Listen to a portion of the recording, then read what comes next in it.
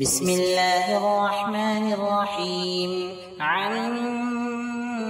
يتساءلون عن النبأ العظيم الذي هم فيه مختلفون كلا سيعلمون ثم كلا سيعلمون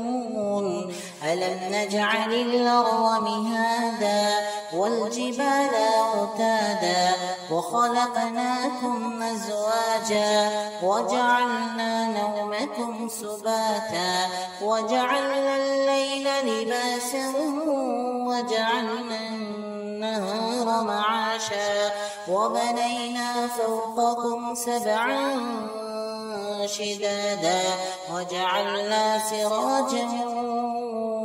وهاجا وأنزلنا من المعصرات ماء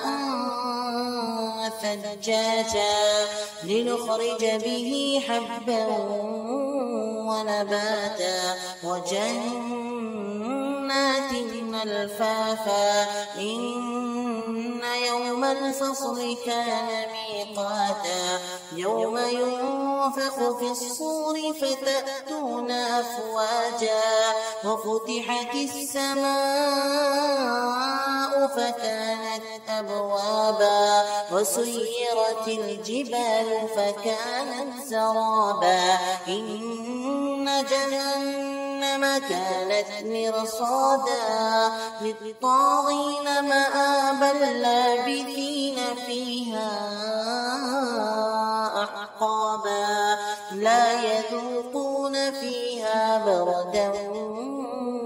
ولا شرابا إلا حميما وغساقا جزاء وفاقا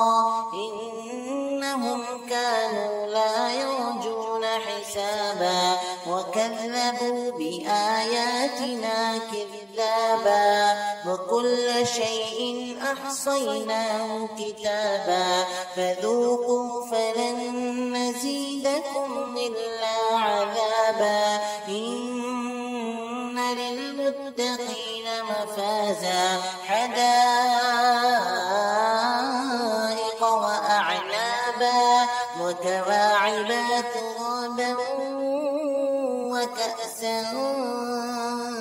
دهاقا لا يسمعون فيها لغوا ولا كذابا جزاء من ربك عطاء حسابا رب السماوات والأرض وما بينهما الرحمن لا يملكون منه خطابا يوم يقوم الروح والملائكة صفا لا يتكلمون إلا من أذن له الرحمن وقال صوابا ذلك اليوم الحق فمن شاء اتخذ إلى ربه مآبا إنا أنذرناكم عذابا قريبا يوم ينظر المرء ما قدمت يداه ويقول الكافر يا ليتني كنت ترابا. بسم الله الرحمن الرحيم. والنازعات غرقا والناشطات نشطا والسابحات سبحا فالسابقات سبقا فالمدبرات أمرا يوم ترجف الراجفة تتبعها الرادفة قلوب يومئذ واجفة أبصارها خاشعة يقولون أئنا لمردودون في الحافرة أئذا كنا عظاما نخرة قالوا تلك إذا كرة خاسرة فإنما هي زجرة واحدة فإذا هم بالساهرة. هل أتاك حديث موسى إذ ناداه ربه بالوادي المقدس طوى اذهب إلى فرعون إنه طغى فقل هل لك إلى أن تزكى وأهديك إلى ربك فتخشى فأراه الآية الكبرى فكذب وعصى ثم أدبر يسعى فحشر فنادى فقال أنا ربكم الأعلى فأخذه الله نكال الآخرة والأولى إن في ذلك لعبرة لمن يخشى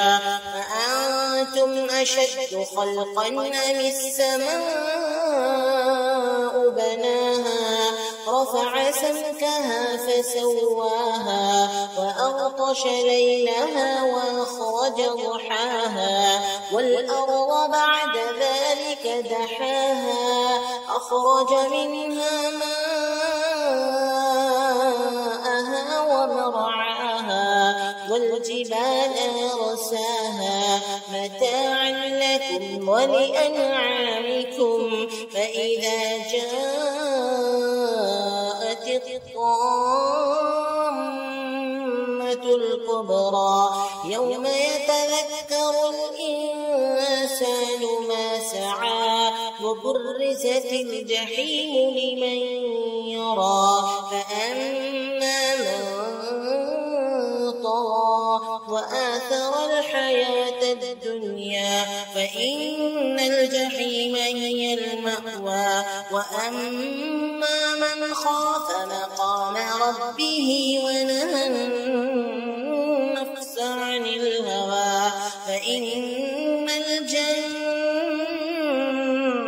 هي المأوى يسألونك عن الساعة أيان مرساها فيم أنت من ذكراها إلى ربك منتهاها إنما أنت منذر من يخشاها كأنهم يوم يرونها لم يلبثوا إلا عشية أو ضحاها.